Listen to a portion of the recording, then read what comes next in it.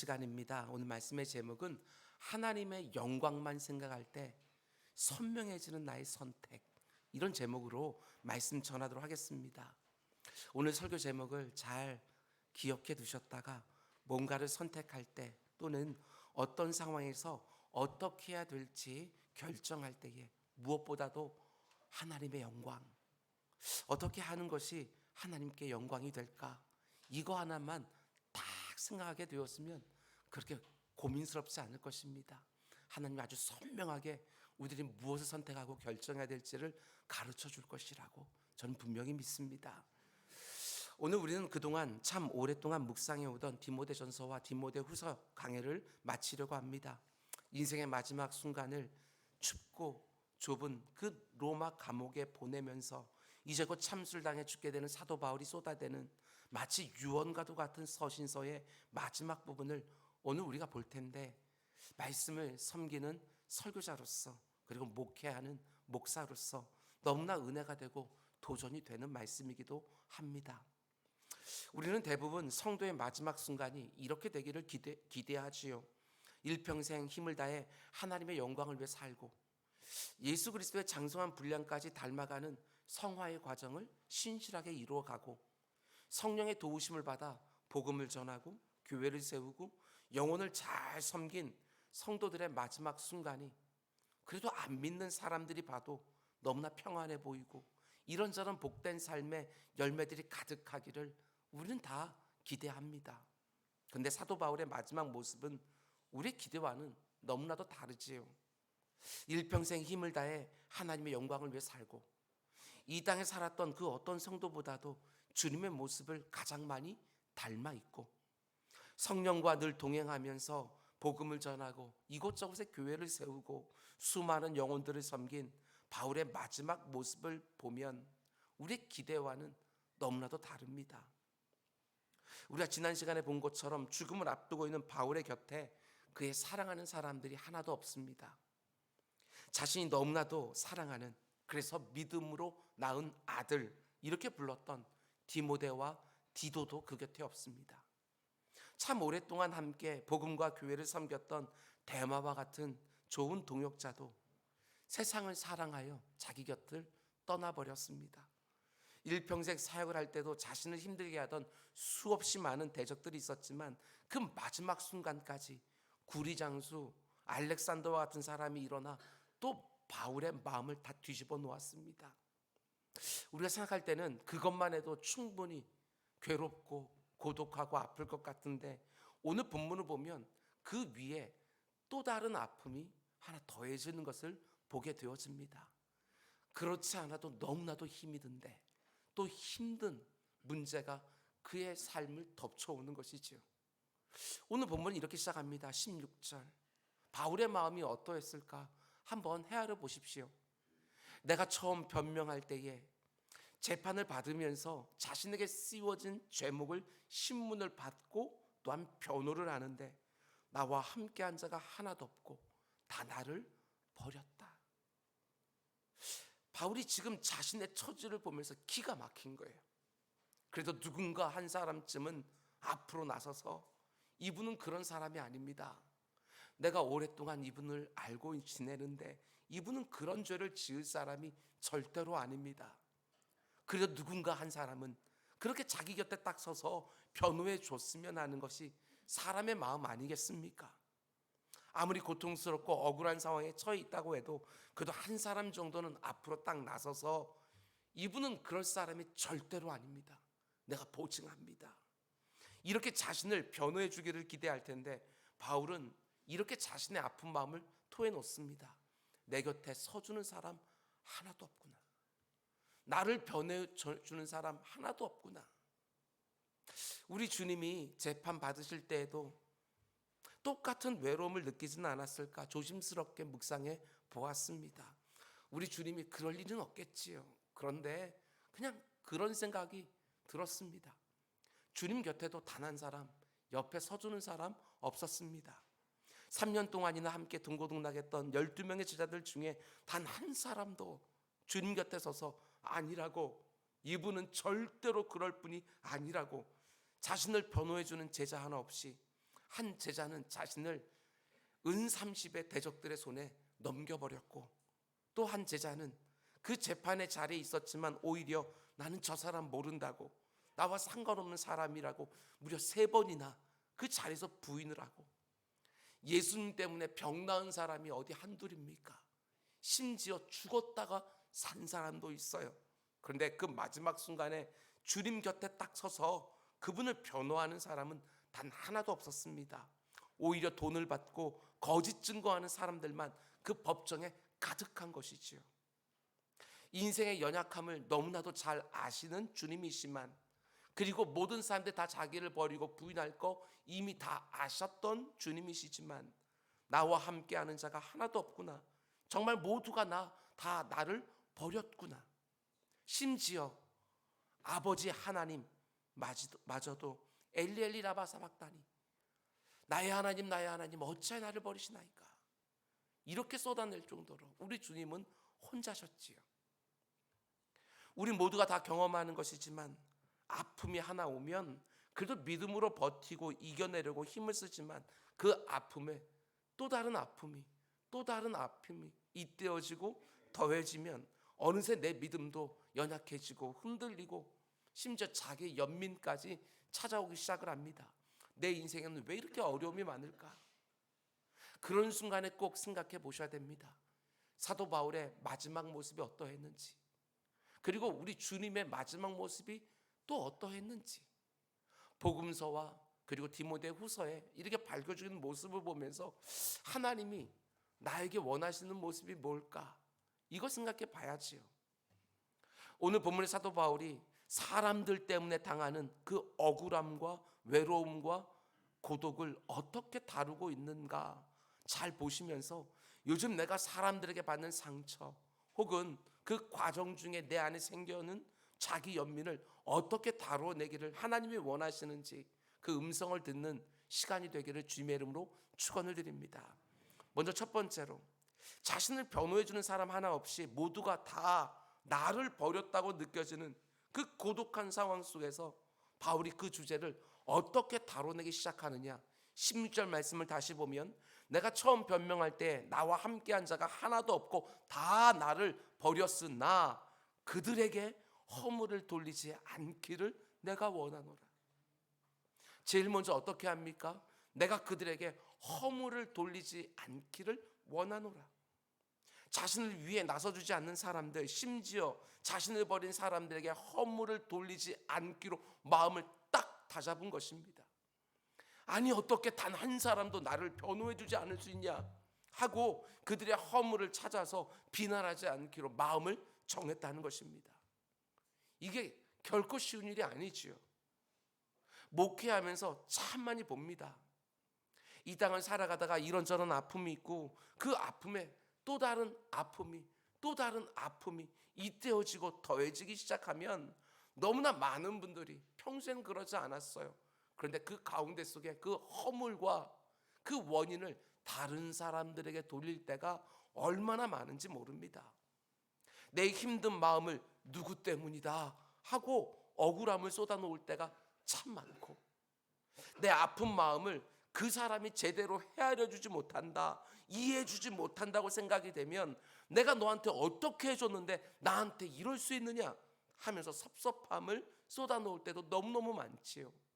심지어 하나님을 향해서도 제가 지금까지 얼마나 힘을 다해 신앙생활, 교회생활 해왔는데 어떻게 제게 이럴 수 있습니까 하고 억울함과 섭섭함을 쏟아놓을 때도 참 많이 있습니다. 그러다 보면 내가 지금까지 신앙생활한 것이 도대체 다 뭔가 하고 쉽게 자기 연민에 빠지기도 하는 거예요. 그러면 더 아파하고 더 힘들어하는 것이죠.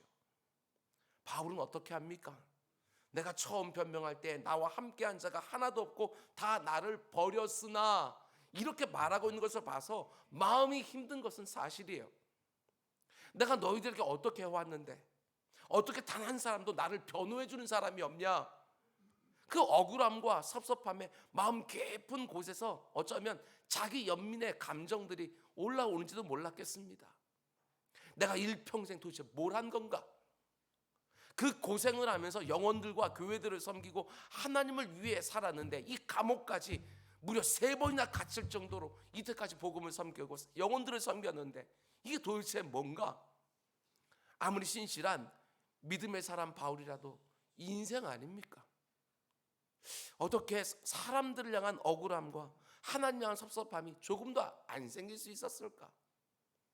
사도 바울은 자기 마음 깊은 곳에서 올라오는 그 억울함과 섭섭함과 자기 연민을 느끼면서 어떻게 하지요? 오늘 본문을만 보면 마음을 딱 다잡는 것이지요. 내가 그들에게 허물을 돌리지 않기를 원하노라. 나를 버린 사람들의 연약함과 두려움을 이해하고 받아내면서 자기 안에 있는 억울함과 섭섭함과 자기 연민을 다루어내고 있는 거예요. 오늘 우리에게 주는 메시지가 너무너무 커요. 왜 사람들이 바울을 변호해 주지 않았을까? 단 한 사람도. 그 시대적인 배경을 좀 보셔야 됩니다. 지금 이 편지가 쓰여지기 몇 년 전에 로마 시내에 아주 큰 불이 났습니다. 대화재가 났지요. 사람들 사이에서는 네로 황제가 불을 질렀을 것이다 소문이 파다했어요. 굉장히 괴기한 쾌락을 추구하던 네로 황제가 로마 시내가 벌벌 타는 것을 보면서 사람들이 혼비백산 뛰어다니는 것을 보면서 즐거워했을 것이다.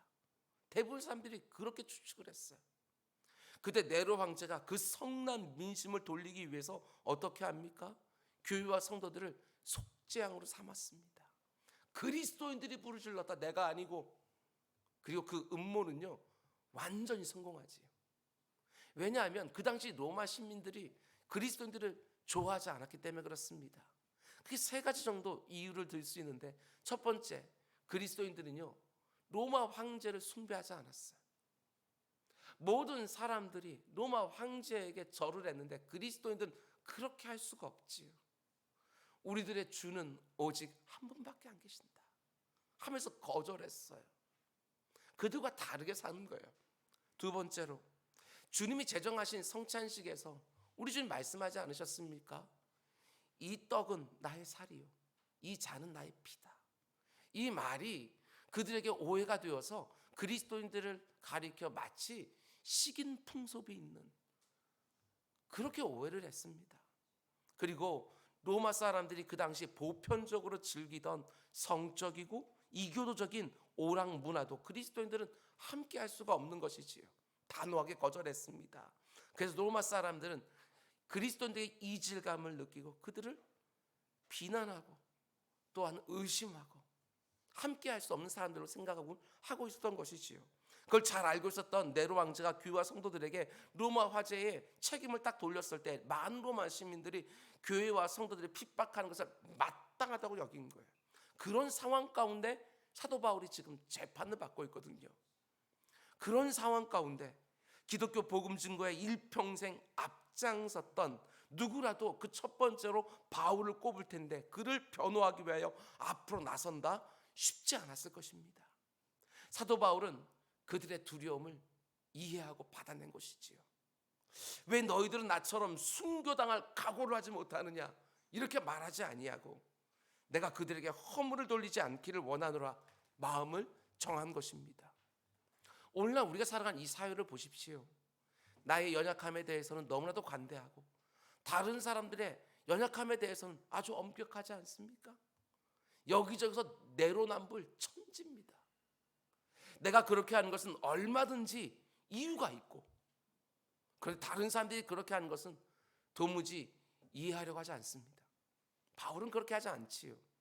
다른 성도들의 두려움과 연약함을 충분히 이해하면서 내가 그들에게 허물을 돌리지 않기를 원한다. 새겨놓으십시오. 허물을 돌리지 않기를 원하노라. 그러면 자기의 마지막 발걸음을 내딛고 있는 거예요. 혹시 우리 가운데 이런 억울함과 섭섭함으로 힘들어하는 분들 계십니까? 내가 당신에게 어떻게 했는데, 아니 다른 사람도 아니고 당신이 나에게 이럴 수가 있느냐? 아니 내가 이 회사를 위해서 내 젊음을 다 바쳤는데 어떻게 나에게 이럴 수가 있느냐? 내가 이 교회를 위해서 얼마나 충성했는데 내게 이렇게 할 수 있느냐? 혹시 우리 부모님들 자녀들을 바라보면서 내가 너를 키우기 위해서 얼마나 내가 고생을 했는데 네가 나한테 이럴 수 있느냐? 그러지 마시기 바랍니다. 절대로 억울해하지 마시기 바랍니다. 저도 안 그러려고 얼마나 애를 쓰는지 모릅니다. 우리 자녀들에게도 부탁드립니다. 아무리 부모가 부족하다 할지라도 억울하고 섭섭한 마음 다 붙들고 그렇게 쓴소리 계속해서 쏟아놓는 거 정당하지 않습니다. 나는 부족하다고 여겼지만 부모님이 그게 바로 나에게 해줄 수 있는 최선이었을 거라고 그렇게 믿고 또 받아내는 것이지요. 모두가 다 억울해하고 섭섭해하는 이 퍽퍽한 다른 사람 비난하기 너무나도 즐거워하는 이 세상에 살고 있지만 내가 겪는 아픔은 할 수만 있으면 작게 여기고 내 곁에 있는 사람들의 약함과 한계는 너그러운 마음으로 받아내면서 오늘 바울이 보여주는 이 모습이 나의 억울함과 섭섭함을 이겨내게 하는 도전이 될 수 있기를 주님의 이름으로 축원드립니다. 그럼 두 번째로 사도 바울이 자기를 변호해주는 단 한 사람 없는 그 외롭고 고독한 상황을 또 어떻게 다루고 있는지 잘 보시기 바랍니다. 17절 말씀을 보면 맨 앞에 생략되어 있는 접속사가 있어요. 그게 바로 그러나라는 접속사예요. 그걸 넣어서 한번 보십시오. 모든 사람들이 다 나를 버리고 단 한 사람도 나를 위해 변론해 주지 않았지만 그러나 주께서 내 곁에 서서 나에게 힘을 주셨다. 이게 바로 이 땅을 살아가는 모든 성도들이 억울함과 섭섭함을 이겨낸 핵심이지요. 모든 사람들이 다 나를 버리고 떠나버렸지만 그러나 주께서 내 곁에 서서 나를 힘나게 하셨다. 이거 하나만 딱 믿어지면 그 어떤 고난과 시련 가운데 억울함과 섭섭함이 끼어들 틈이 없지요. 내가 무엇을 바라보고 내가 누구를 바라보느냐, 이게 너무너무 중요해요. 내 앞에서 펼쳐지고 있는 고난과 시련을 바라보느냐, 나를 변호해주는 사람 하나 없는 그 상황을 바라보느냐, 아니면 지금도 변함없이 내 곁에서 나와 함께 계시는 주님을 바라보느냐, 이게 너무너무 중요한 거예요. 어떻게 단 한 사람도 나를 변호해주는 사람이 없느냐 하는 그 가슴 아픈 상황에 붙들려 있는 것이 아니라 눈을 들어 단 한순간도 나를 떠나거나 버리지 않는 주님을 딱 바라보기 시작을 해야 우리 성도들도 사는 거예요. 그 어떤 억울함과 섭섭함에 자기 연민에 눌리지 아니하고 모든 것들을 이겨내기 시작하는 거예요. 여러분, 다른 사람들이 내게 하는 것을 보면서 특별히 여러분 섭섭해하지 맙시다. 그 섭섭함에서 수많은 관계 문제들이 다 쏟아져요. 감사를 다 잃어버리지요. 여러분, 잘 생각해 보면 나를 만족시켜주는 사람이 단 하나라도 있겠습니까? 우리같이 이렇게 탐욕스럽고 이기적이고 자기중심적인 인생들에게 나를 100% 완벽하게 만족시켜줄 사람이 단 하나라도 사실 있겠습니까? 만족스럽다는 거, 이 만족이 안 되니까 섭섭해지는 거 아니겠어요? 근데 생각해 보게 되어지면 나도 내 자신을 스스로 만족시키지 못하면서 다른 사람들이 나를 만족시키기를 원한다는 거, 출발부터 잘못된 거예요. 그건 애당초부터 불가능하다고 생각해요. 그러니까 먼저 시작을 해야 섭섭함에 그 함정에 빠지지 않아요. 뿐만 아니라 이렇게 생각하지도 마시기 바라며, 너무 많은 성도들이 이렇게 이런 본문들을 보면 바울이니까 이렇게 할 수 있지, 모든 사람들이 다 자기를 버리고 떠나고 단 한 사람도 자기를 변호해 주지 않아도 주님 바라보면서 바울이니까 이길 수 있는 거 아니냐? 아닙니다. 그렇게 생각하는 분이 있다고 한다면 우리가 믿는 기독교를요 정말 모르는 거예요. 우리 기독교는요 어떤 한 사람의 특출함과 출중함을 바라보면서 그 사람 정도 되니까 이렇게 했지, 이게 우리 기독교 아니에요. 우리 기독교는 인생들은 다 거기서 거기 이렇게 말아요. 어머니 모태에서부터 죄인으로 태어나서 형편없는 엉터리들, 우리 인생들의 가치를 두지 않아요. 대신에 우리 주께서 옆에 계시면 다르게 살 수 있다고 늘 그렇게 말해주는 거거든요. 바울이나 여러분이나 저나 똑같은 거예요. 주님께서 나와 함께 하신다는 걸 온전히 믿어질 때 우리는 거기서 역전과 변화가 가능해지는 것이지, 바울이니까, 저기 목사님이니까, 장로님이니까, 권사님이니까, 아닙니다. 그런 게 기독교가 절대로 아니지요. 지금 제가 물론 이런 설교를 하고 있지만 저도 참 많이 넘어지면서 오늘까지 왔습니다. 목회하면서 성도님들이 제 마음을 몰라준다고 생각할 때 왜 그렇게 섭섭해지는지, 할 수 있는 한 최선을 다해서 섬기려고 하지만 이런저런 오해가 있을 때 왜 그렇게 억울해지는지, 왜 내 마음을 제대로 알아주는 사람이 없을까, 왜 나를 나서서 변호해 주는 사람이 없을까, 그러면서 외롭고 괴로울 때도 참 많이 있었지만 저같이 부족한 목사도 참 많이 경험했어요. 내 곁에 서주는 사람 없어도 내 곁에 여전히 서 계신 내 사랑하는 주님, 그분 바라보기 시작하면 왜 그렇게 힘이 나는지. 물론 참 많은 경우에 우리 주님께서는 제게 이렇게 말씀해 주셨어요. 새벽기도 하면서 요 앞에 앉아서 그 섭섭함과 억울함 다 토해놓고 나면 주님 아주 냉정하게 말씀하셔요. 오재호 목사, 네가 이번에 잘못했잖아. 네가 잘못 판단했잖아. 네가 말을 잘못했잖아. 왜 네가 잘못해놓고 왜 사람들에게만 섭섭하다 그러냐. 억울할 것 하나도 없다. 이렇게 책망하실 때가 참 많이 있었어요. 그러면 내가 했던 행동, 결정, 말 다시 돌아보게 되어지면 주님 말이 정말 맞으셨어요. 내가 다른 사람들에게 허물을 찾으면서 생겼던 그 섭섭함과 억울함, 때로는 그 자기 연민까지도 순식간에 사라집니다. 오히려 내가 섭섭하게 생각을 하고 억울하게 생각했던 그 사람들에게 너무 미안해지는 거예요. 틀림없습니다. 사람들 바라보면서 섭섭해하고 억울해하는 것 말고 눈을 들어서 우리의 소망이 되시는 주님께 내 시선을 딱 맞추고 그분을 찾고 부르고 의지할 때 그분의 권능이 내 삶에 임하면 내 마음이 넉넉해집니다. 힘이 생겨요. 단 한 사람도 내 마음 못 알아주는 거 당연한 것으로 알고 내 눈을 주님께 딱 맞추고 믿음을 사용하면 틀림없어요. 나를 힘있게 하시는 그분을 통해서 우리는 전혀 다른 형국을 맞이하게 되어지는 것이지요. 그게 바로 모든 시대를 살았던 믿음의 사람들의 경건의 비밀이라는 것입니다. 그들에게만 허락된 것이 아니라 여러분과 저희가 똑같이 허락되어 있는 경건의 비밀이라는 거예요.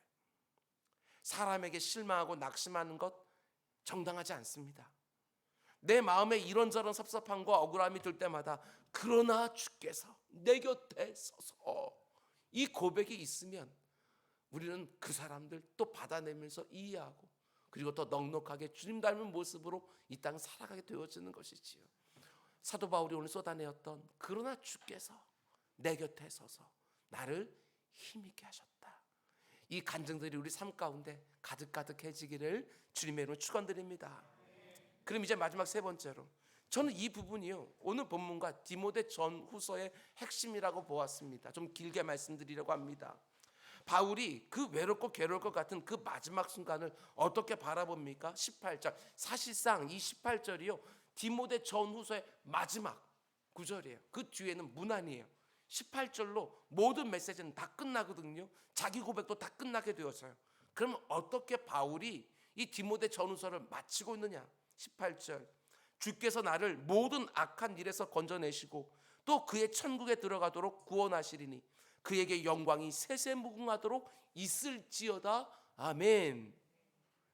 인생의 마지막 순간 그가 쏟아내는 게 뭐예요? 하나님께 영광 하고 쏟아내는 거예요.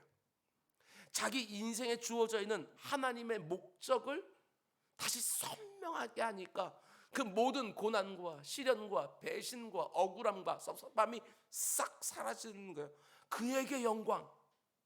자기가 살아가고 있는 목적과 이유를 자기가 지금 당하고 있는 그 고난과 시련이 오히려 더 선명하게 만들어주고 있는 거예요.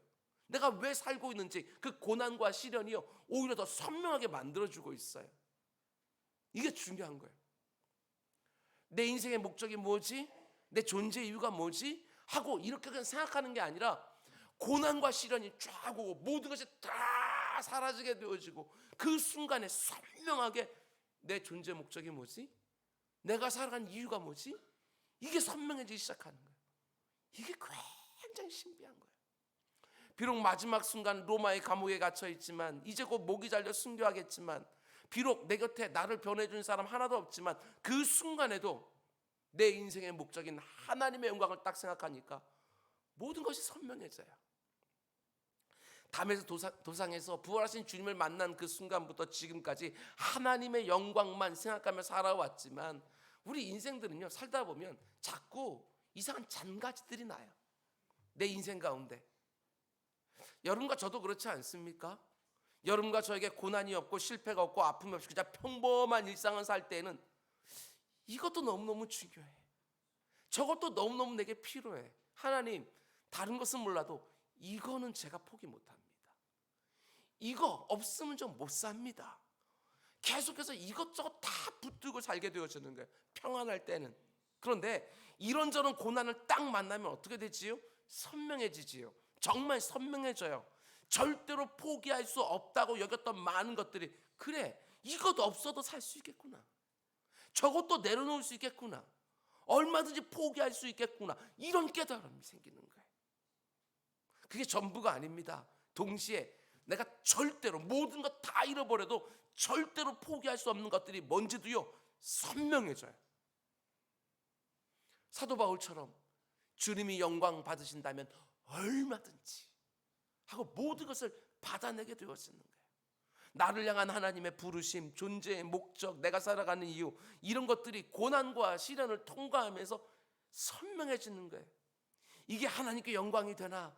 내가 지금 이 상황에서 어떻게 하는 것이 하나님께 영광이 과연 되겠나? 딱 이거 하나만 생각하니까 모든 가치와 판단의 유일한 기준으로 딱 서기 시작하면서 내가 평안이 생겼던 모든 잔가지들이 다 쳐지는 거예요. 그리고 진짜 중요한 것만 탁탁탁 남게 되어지는 것이지요. 여러분, 우리가 믿고 의지하는 하나님은 그 존재의 가치에 있어서나 그 중요성에 있어서나 그 탁월함에 있어서나 그 무엇과도 비교할 수 없는 지극히 영화로운 분이시지요. 그런데 우리 인생 안에 죄가 딱 들어오는 순간 다 어그러져 버린 거예요. 가장 높임을 받고 가장 아름다우신 그분에게 합당한 영광을 온전히 돌리지를 않고 내 자신이 점점 중요해지는 거예요. 나의 영광, 나의 기쁨, 나의 만족, 그런 것들이 하나님의 영광, 하나님의 기쁨, 하나님의 만족보다 앞서기 시작을 했어요. 인생들의 우선순위가 죄 때문에 다 어그러져 버렸어요. 여러분, 다른 사람들을 해하고 다른 사람 것을 도적질하고 다른 사람들을 속이는 것만 죄가 되는 거라고 생각하시면 절대로 안 됩니다. 하나님께 마땅히 돌려져야 될 영광을 조금도 생각하지 못하고 사는 거, 그것처럼 심각한 죄가 없어요. 이게 하나님께 영광이 될까? 이걸 생각하지 않으니까 5만 가지 죄가 다 쏟아지는 거예요. 나는 비록 지혜롭게 행동했다고 생각하지만, 합리적으로 이치에맞게 생각하지만 하나님의 영광을 생각하지 않게 되어지면 그 가운데 이 죄인들은요, 언제나 내가 앞서게 되어 있거든요. 그래서 그 모든 결정들은요, 하나님을 반하게 되어지는 거예요. 하나님께만 당연히 돌려야 될 영광을 나 같은 인생이 뭐라고 심지어 중간에서 가로치기까지 하는 거, 바로 거기서부터 인생들의 모든 허물들이 다 튀어나오지요. 내 기쁨, 내 만족이 앞서기 시작하고 내가 뭔가를 했다 이러면서 사람들이 나를 알아주고 내가 높아지는 것을 좋아하기 시작하면 그 어리석은 우선순위가 모든 죄악들을 쏟아내게 하는 거예요. 아닙니다. 절대로 그렇지 않습니다. 하나님을 알고 그분의 은혜가 정말 뭔지를 아는 성도들에게는 하나님의 영광은 이 땅을 살아가는 우리의 존재의 목적과 이유가 되어져요. 성경을 보세요. 얼마나 많은 곳에서 여러분과 저의 존재의 목적과 이유를 하나님의 영광이라고 말하는지 몰라요. 이사야서 43장을 보면 내 이름으로 불려지는 모든 자 곧 내가 내 영광을 위하여 창조한 자를 오게 하라. 그를 내가 지었고 그를 내가 만들어 놓으라. 하나님 여러분과 저를 가리켜서 분명히 말씀해 주셔요. 내가 내 영광을 위하여 너를 창조했다. 이렇게 말씀하는 거예요. 창조 목적에 살아야지요. 내 생명의 이유가 바로 여기 있는데 하나님의 영광을 위하여. 우리가 에베소서 강해를 하면서요, 아주 자세히 보았지만 1장에서 1절과 2절 거기 인사말이 간단하게 나오고 3절부터 14절까지 무려 12개의 구절이 쫙 다 한 문장이라고 말씀드리지 않았습니까? 한 문장을 더했어요. 우리가 받은 구원에 대해서 성부 하나님 뭘 하셨고 성자 예수님 뭘 하셨고 성령 하나님 뭘 하셨고 세 개 부분 나눠서 한 문장으로 막 쏟아내요. 그런데 거기에 세 번이나 무려 하나님께 영광. 이게 반복이 되어져요. 성부 하나님이 하신 일을 말하면서도 그의 은혜의 영광을 찬송하게 하려 하는 것이다. 성자 예수님이 우리를 위해서 하신 일을 말하면서도 그의 영광의 찬송이 되게 하려 하십니다.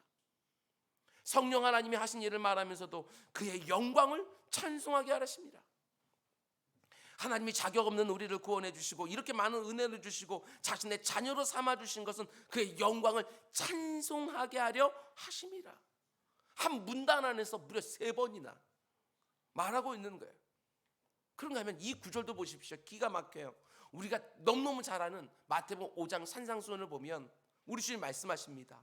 이같이 너희 빛이 사람 앞에 비추게 하여 그들로 너희 착한 행실을 보고, 우리의 착한 행실을 보고 나를 칭찬하는 거 아닙니다. 그렇게 내비둬도 안 되는 거예요. 하늘에 계신 너희 아버지께 영광을 돌리게 해라. 이렇게 되어져 있는 거예요. 여러분과 제가 어떤 선한 일을 한 것을 놓고 사람들이 보면서 잘했다 나를 칭찬할 때도 아니라고, 내가 한 것 아니라고 손사래를 치면서 오직 하나님께 영광, 오직 그분만 드러나게 하는 것이 여러분과 제가 살아가는 방식이라고 말하는 거예요. 고린도전서 6장에도 보면 이렇게 말하지요. 너희는 너희 자신의 것이 아니라 값으로 산 것이 되었으니 예수 그리스도의 그 귀한 보혈로 값을 치르고 산 것이기 때문에 그런즉 너희 몸으로 하나님께 영광을 돌리며 살아라. 죄의 삭은 사망 분명히 말하지요. 근데 자기 아들을 십자가에 다루셔서 내 대신 죽이시고 내 죄값을 내가 치러야 되는데 자기 아들이 대신 다 치르게 하신 거예요. 나를 사신 것이지요. 그분의 것이니 그분이 원하시는 대로 그분을 영화롭게 하며 살아라. 이렇게 말하는 거예요. 베드로전서 4장에서는 심지어 이렇게까지 말합니다. 만일 누가 말하려면 하나님의 말씀을 한 것 같이 하고 누가 봉사하려면 하나님이 공급하시는 힘으로 하는 것 같이 하라. 이는 범사의 예수 그리스도를 말미암아 하나님이 영광을 받으시게 하려 함이니 그에게 영광과 권능이 세세 무궁하도록 있느니라. 아멘. 여러분이 무슨 일을 하든지 간에 사람들이 나를 보면서 하나님이 주시는 힘으로 했다는 것이 드러나도록 그렇게 모든 일을 감당하라는 거예요. 교회 안에서 이런저런 봉사를 하시는 분들은 잘 들으셔야 돼요. 내 힘으로 했으면 여러분들이 영광 취하는 거 당연하지요. 내 힘으로 했으니까. 교회 사역을 내 힘으로 한다? 거기 꼭 문제 생겨요. 그런데 내가 입술로 하나님 주신 힘과 능력과 그리고 모든 은사로 내가 이 모든 걸 하고 있다고 말하면 그 영광 취하면 안 돼요. 하나님 주신 힘 가지고 했는데, 하나님 주신 능력과 그 은사 가지고 했는데 무슨 사람들이 날 안 알아준다고 그것 때문에 섭섭해하냐고요. 그게 무슨 공로라고 내미냐고요. 아니지요. 하나님이 주신 것으로 했으니까 나는 쓰임만 받은 것이고 오직 하나님께만 영광. 이게 합당하지요. 그런가 하면 제가 마음에 늘 새겨놓고 있는 말씀이에요. 고린도전서 10장 31절. 그런즉 너희가 먹든지 마시든지 무엇을 하든지 다 하나님의 영광을 위하여. 꼭 목회를 해야 된다는, 아니면 무슨 선교사로 나가는 그런 말 하는 게 아니에요.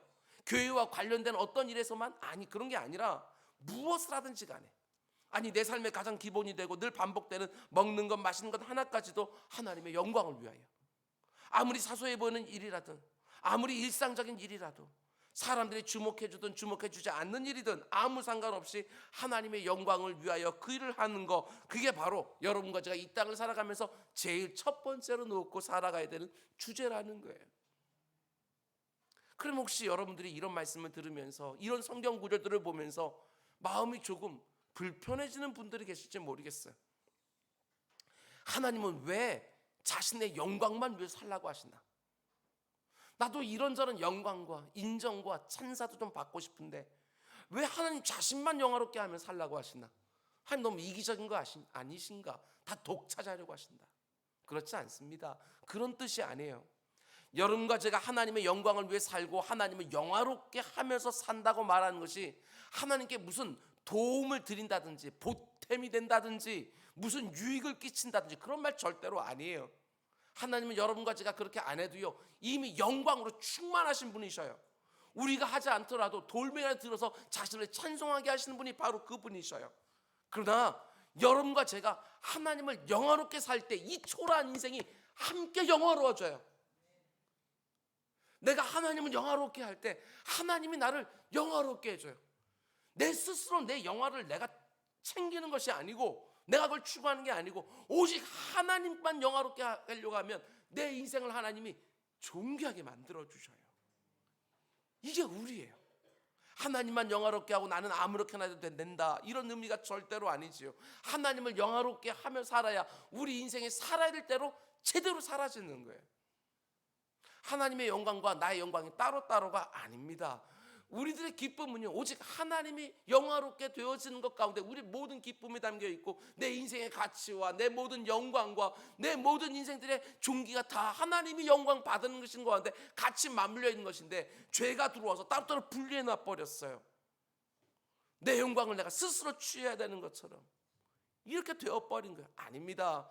하나님을 영화롭게 하며 살아야 내 인생도 그 창조 목적에 맞게 가치롭고 영화로워지고 존귀하게 되어져요. 나 같은 것이. 그럼 이 부분도 생각해 보셔야지요.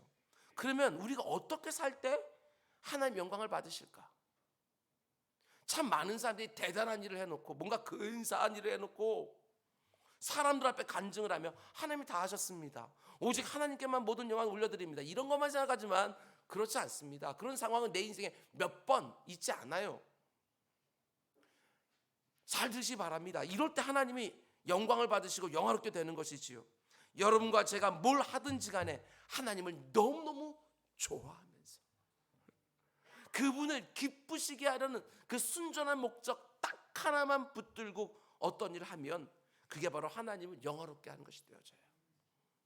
어떤 판단, 어떤 선택, 어떤 결정, 어떤 일을 하더라도 그 어떤 것보다 하나님을 맨 앞에 두고 판단하고 선택하고 결정하고 그 일을 할 만큼 그분을 의식하고 그분을 즐거워하고 그분을 의지하면서 살아가는 모습이야말로 그분을 영화롭게 하면서 사는 대표적인 모습이지요. 그게 바로 먹든지 마시든지 무엇이든지 하나님을 위하여. 여러분, 또 어떻게 우리가 하는 것이 하나님께 영광을 돌리면서 하는 것인가? 사도 바울은 고린도후서 4장 15절에서 기가 막힌 말을 해줍니다. 이는 모든 것이 너희를 위함이니 많은 사람의 감사로 말미암아 은혜가 더하여 넘쳐서 하나님께 영광을 돌리게 하려 합니다. 많은 사람의 감사로 말미암아 하나님이 영화롭게 되었습니다. 틀림없는 사실이지요. 그 무엇보다도 하나님이 내게 주신 모든 것들을 감사함으로 받는 것만큼 하나님을 영화롭게 하는 게 없어요. 왜요? 범사의 하나님을 인정하는 것이니까. 사도 바울이 지금 처해 있는 상황처럼 내 삶에 고난과 고난이 이때 있고 사람들은 다 나를 버리고 떠나고 내 옆에 딱 서서 나를 변호해 줄 수 있는 사람 하나도 없어도 그 상황까지도 하나님이 내 인생 마지막을 장식하는 그분의 선하신 뜻인 줄 알고 감사함으로 받으면 그것만큼 하나님을 영화롭게 하는 것이 없다는 것이지요. 정말 그렇지 않습니까? 너무나 비참한 상황 가운데 있는데도 불구하고 하나님이 하시는 일에는 결코 실수가 없습니다. 지금 내가 당하고 있는 이 안에도 나를 위한 하나님의 가장 좋은 뜻이 담겨 있는 줄 믿습니다. 이렇게 하나님을 그 순간에 인정하는 것이야말로 하나님을 최고로 영화롭게 하는 것이지요. 모든 사람들이 기대하는 것은 사도 바울 같은 사람들의 그 인생 마지막은 정말 평안하고 정말 복된 열매들이 많이 있고 이렇게 말하지만 하나님이 그 가운데 속에 누가 봐도 이해가 잘 안 되는데 그때 사도 바울이 이것도 하나님께 영광, 이렇게 그 모든 것을 감사함으로 받아낼 때 그 옆에 있는 사람들이 하나님이 누구시기에, 그분이 어떤 분이시기에 지금 이 상황 속에도 하나님께 영광, 감사를 쏟아낼 수가 있는가? 그것만큼 하나님을 영화롭게 할 수가 없는 것이지요. 아무리 내게 예기치 못한 어려움이 있을 때도 하나님께서 지으신 모든 것이 선함에 하나님이 하시는 모든 일이 다 선함에 감사함으로 받으면 버릴 것이 없느니라. 이 고백. 아무리 사방이 꽉 막힌 것 같은 동굴 속에 갇혀있는 것처럼 느껴진다 할지라도 내 마음이 확정되었고 내 마음이 확정되었사오니 내가 노래하고 내가 찬송하리로다. 그 동굴 속에 갇혀있던 그 다윗이 모든 것을 다 잃어버리고 그 아굴람굴에서 하나님께 작정했던 이 고백이야말로 하나님을 가장 영화롭게 하는 것, 여러분 가운데 속에 지금 그 인생의 어느 순간부터 힘들고 어려운 때가 있어요. 거기서 섭섭함이나 억울함이나 쏟아내고 있으면 하나님이 어떻게 되겠어요? 그게 아니라 우리가 다 아는 것처럼 감사함을 받으면 버릴 것이 없느니라. 이 상황까지도 나는 모르지만 죽이든지 살리든지 부하게든지 가난하게 하시든지 높이 낮추게 하시든지 내 모든 것은 주님의 손에만 다 달려 있습니다 하고 그분을 범사에 인정하는 모습이야말로 하나님을 진정 영화롭게 하는 모습이지요. 우리가 지난 특별 새벽 기도회 때 요한복음 3장을 보면서 세례 요한의 감격적인 고백을 보지 않았습니까? 신부를 취하는 자는 신랑이나 서서 신랑의 음성을 듣는 친구가 크게 기뻐하나니 나는 이러한 기쁨으로 충만하였도다. 신랑이 기뻐하는 모습이 나의 큰 기쁨인 거야. 하나님이 영광 받으시는 것이 내 인생이 너무나도 존귀해지는 것 같이. 그러면서 그 유명한 말을 합니다. 그는 흥하여야 되겠고 나는 쇠하여야 하리라. 내 기쁨과 내 만족과 내 영광을 얻기 위해 살면 세례 요한의 이 기쁨이 뭔지를 조금도 알 수가 없어요. 자기 만족과 자기 실현과 자기 높임 이런 것들이 내 인생을 영화롭게 하는 것이 절대로 아니에요. 때가 되면 그 모든 것들이요 다 날아가 버리는 것이지요. 헛되고 헛되니 헛되고 헛되도다. 그 후회밖에 남지가 않아요. 그러나 하나님이 나에게 가장 중요하고 내 존재의 목적과 이유는 하나님을 영화롭게 하는 것이다. 분명하게 내 인생의 대원칙으로 내 맨 앞에 딱 세워놓고 여러분과 제가 살면 아무리 내 나그네 인생길이 버겁고 이런저런 고통과 시련이 있고 억울함과 섭섭할 만한 상황이 온다 할지라도 절대로 빼앗기지 않는 너무나도 신비한 기쁨과 만족과 행복이 생기는 거예요. 여러분 이렇게 지금까지 우리가 오랜 시간 동안 함께 묵상해왔던 디모데전서와 후서 강의를 이제 마치려고 합니다. 사모하기로는 이 땅에 오고 가던 모든 진실한 성도들이 보여주었던 오직 하나님의 영광만들 앞세웠던 그 경건한 비밀과 능력이 그 어떤 상황 속에 내가 처하든지 여러분과 저의 능력과 힘의 원천이 되기를 주님의 이름으로 축원드립니다. 기도하겠습니다. 사랑의 주님, 인생이 별것 없다는 것 너무나도 잘 알고 있음에도 불구하고 우리 삶에 이런저런 가치들이 너무 많습니다. 아버지 하나님, 오직 하나님께 영광 그거 하나만 딱 세워놓고 다른 가지들은 다 쳐버리게 하여 주시고 선명하게 이 땅 살아가는 간결하게 이 땅 살아가는 우리 모두가 다 될 수 있도록 주님 인도하여 주시옵소서. 이 모든 말씀 예수님의 이름으로 기도드렸습니다. 우리 말씀 생각하면서 우리 찬송가 445장 우리 찬양하겠습니다.